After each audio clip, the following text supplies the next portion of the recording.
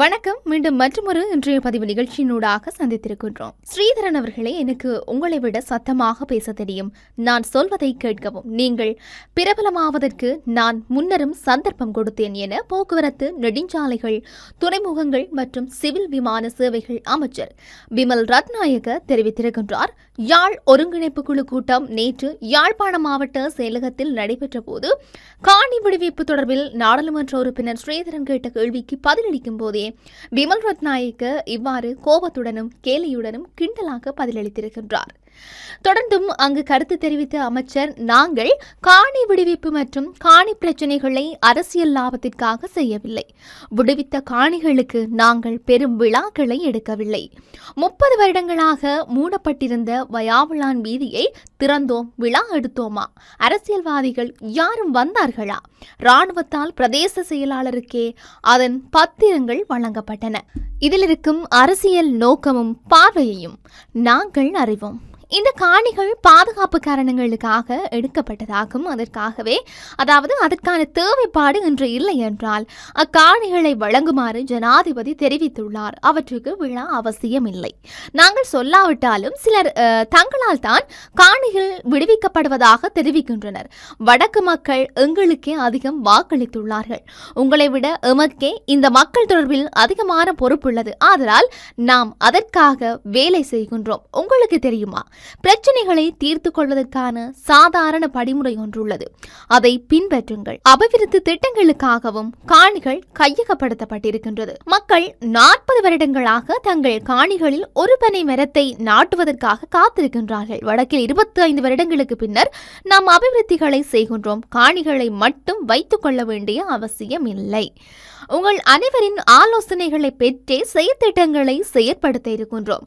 நினைத்த மாத்திரத்தில் எதையும் செய்ய முடியாது. சில நடைமுறைகள் இருப்பதால் அதை பின்பற்றியே செயற்பட வேண்டியுள்ளது என்று சொல்லியும் அவர் அங்கு தெரிவித்திருந்தார்.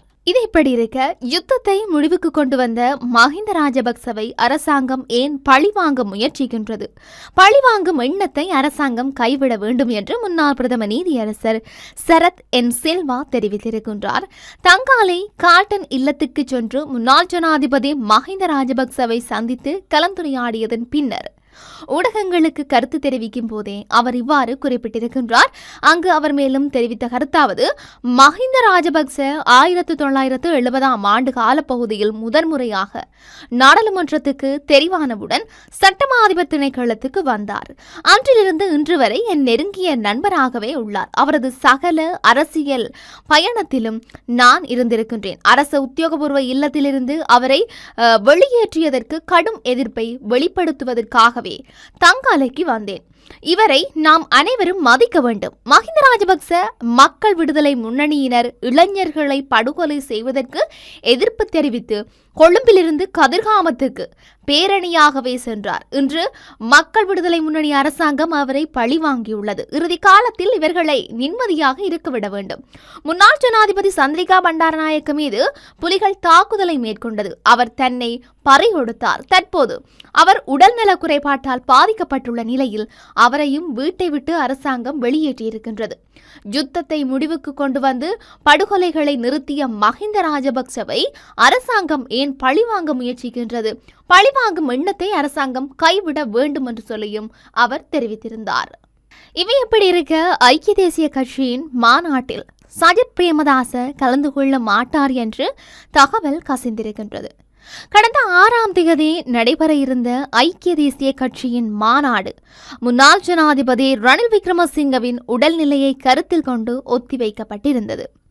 இந்த நிலையில் ஐக்கிய தேசிய கட்சியின் 79வது ஆண்டு மாநாடு ரணில் விக்ரமசிங்க தலைமையில் பத்திரமுல்லையில் உள்ள மோனார்க் இம்பீரியல் ஹோட்டலில் நாளைய தினம் காலை 9 மணிக்கு நடைபெற இருக்கின்றது.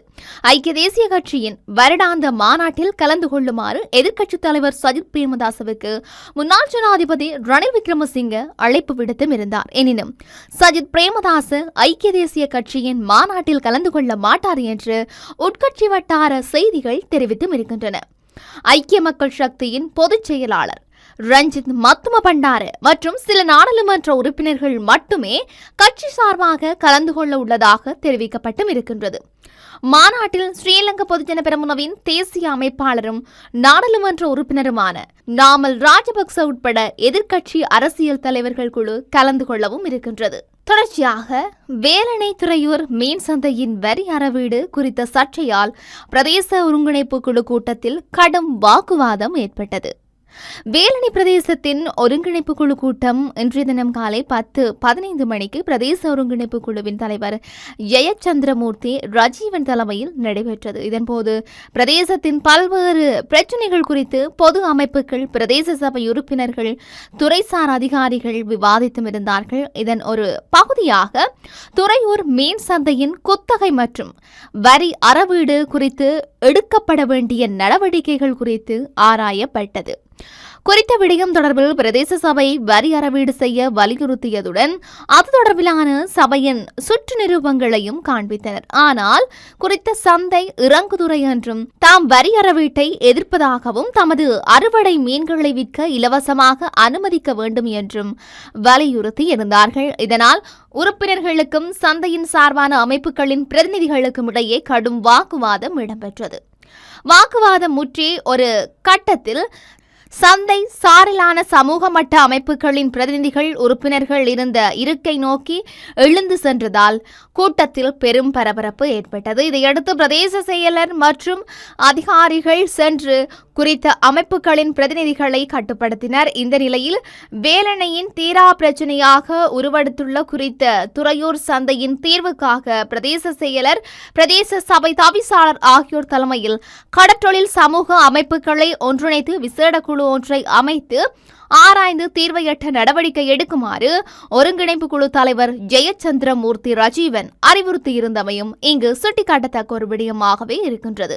இப்படி இருக்க நாட்டில் இன்னும் என்னெல்லாம் நடக்கப் போகின்றது என்று சொல்லி நாங்களும் பொறுத்திருந்து பார்க்கலாம். மீண்டும் மற்றொரு பதிவினூடாக சந்திக்கலாம். வணக்கம்.